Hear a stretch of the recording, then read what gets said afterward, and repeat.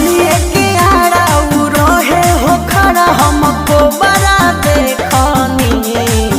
भोरे भोरे फेंके जात रही गोबारा काला को बड़ा देखनी। और चके में देवारा के थोड़ा